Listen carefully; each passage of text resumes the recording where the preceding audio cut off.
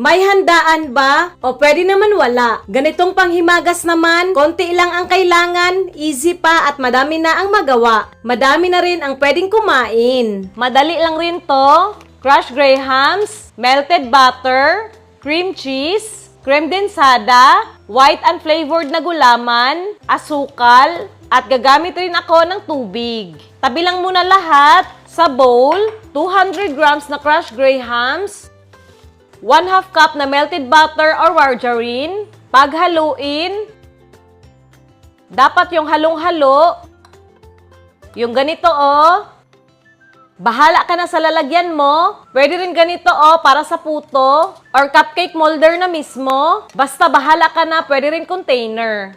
Lalagyan ko lang ng tagi-isang kutsara. Tapos, i-press down ng maayos. Ito na lahat, Sa another bowl, cream densada at cream cheese, naka-room temperature lang. Ayan, malabnaw kasi hindi ko nilagay sa ref. Itong cream cheese rin. Haluin lang ng mabuti. Okay na. Smooth naman na to. Tabi lang. Dito tayo sa kaldero. Maglagay tayo ng tubig, 3 tasa. 2. Yan, 3. Sugar, pwede mo dagdagan pero ako 1/4 cup lang. Tapos dito na natin ilagay yung white and flavored na gulaman. 1 sachet. Yan. Yan yun, nagbuo-buo. Haluin muna natin to para matunaw yung buo-buong gulaman. At ayan na, okay na. Dito na natin ilagay ang cream cheese mixture. Kaya ko hinalo una to para hindi na tayo mahirapan. Then, haluin ulit. Make sure na halong-halo. Buksan na natin tong apoy.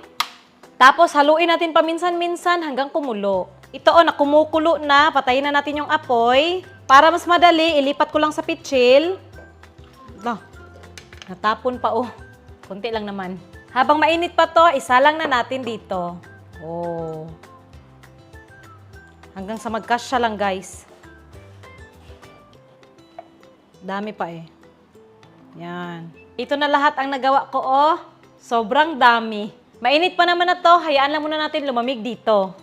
Ito na malamig na, tapos nag-set na, Okay na to ha, pwede na to ilagay sa ref para malamig bago kainin. Pero gusto ko mas atsup. Mag-toppings ako ng strawberry jam, optional lang to. Pwede blueberry jam, mango jam, or bahala ka na, pwede rin wala na. Konti lang guys. Para cheesecake yun ang dating ba, naunsa di ay. Half spoon lang.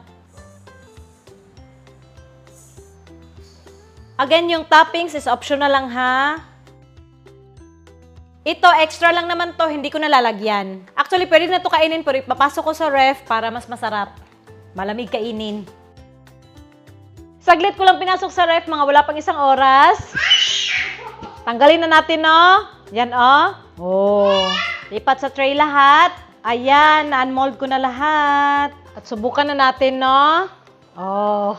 Ayan, Sige nga. Cheesecake talaga yung dating.